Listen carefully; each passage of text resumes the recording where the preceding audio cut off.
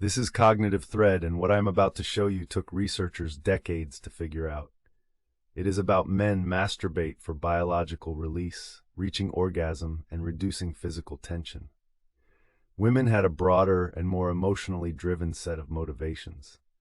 For relaxation, improving sleep quality, relieving emotional stress, and feeling a sense of closeness to their distant romantic partners. And the answer is nothing like what you have been told. Men masturbate to reach orgasm and release physical tension. Women do it for basically the opposite reason. But here's what will shock you. When researchers looked deeper at why women actually do this, they discovered something that completely changes how we understand female sexuality.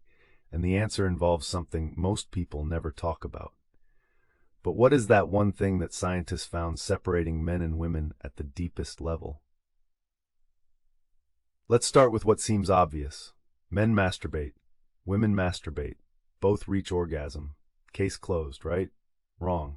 The motivations behind these two acts are fundamentally different, and understanding why matters more than you think. Let's define what we're actually talking about here.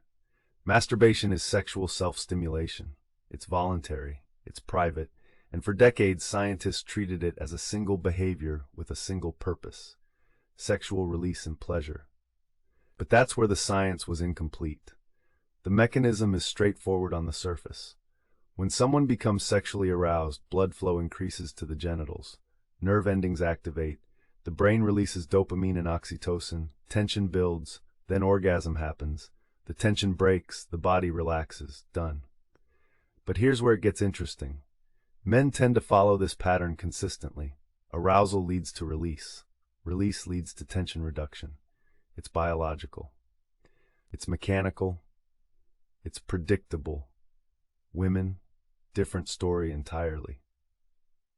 But what researchers discovered when they actually asked women about their motivations revealed a complexity that completely contradicted decades of assumptions.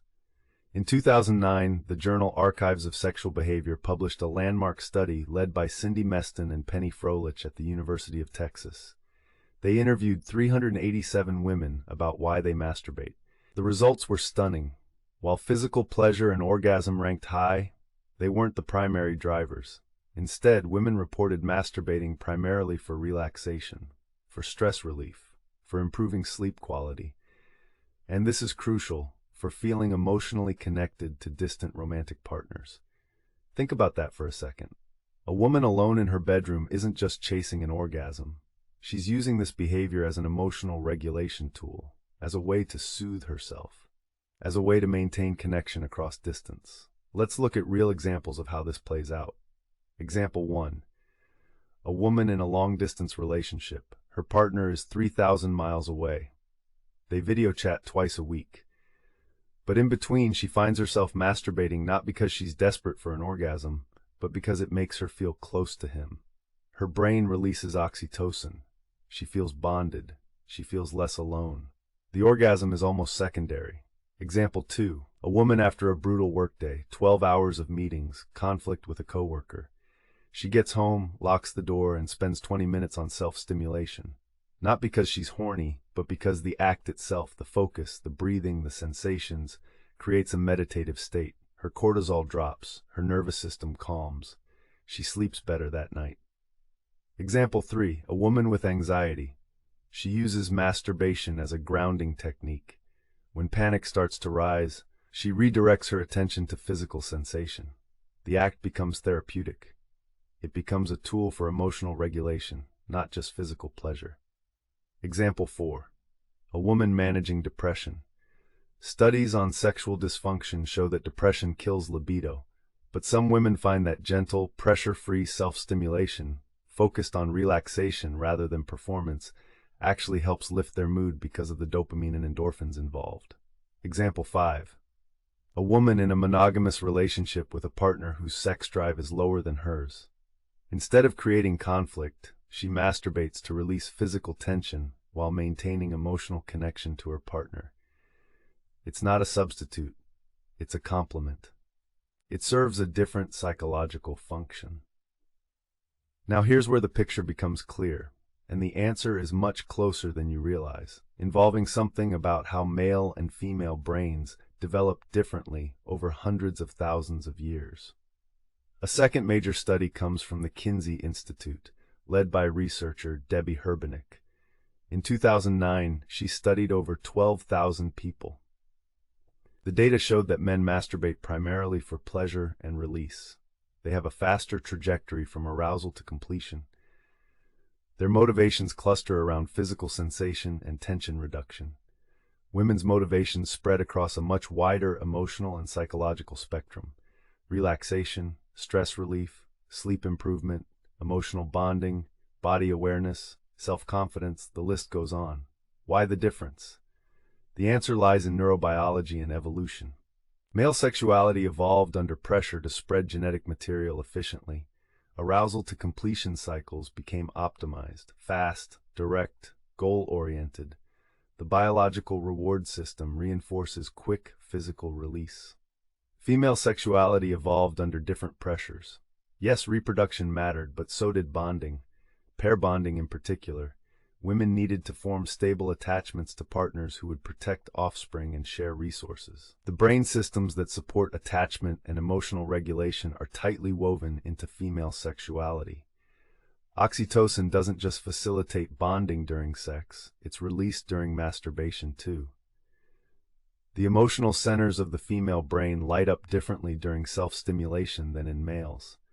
This isn't about one being better or worse. It's about different evolutionary paths creating different neural architectures, different hormonal profiles, different motivational structures. The reason men and women masturbate for fundamentally different reasons isn't because one is more evolved or better. It's because female sexuality is engineered by evolution to serve multiple psychological functions simultaneously, while male sexuality became optimized for a single, efficient outcome. But here's the question that emerges from understanding this. If female sexuality is this multifaceted, what happens when society teaches women that their sexuality should work like male sexuality? What happens when performance pressure, shame, and false expectations get layered on top of a system designed for emotional processing? A third study from 2018 in the Journal of Sex and Marital Therapy by Katherine Hertlin examined this exact tension.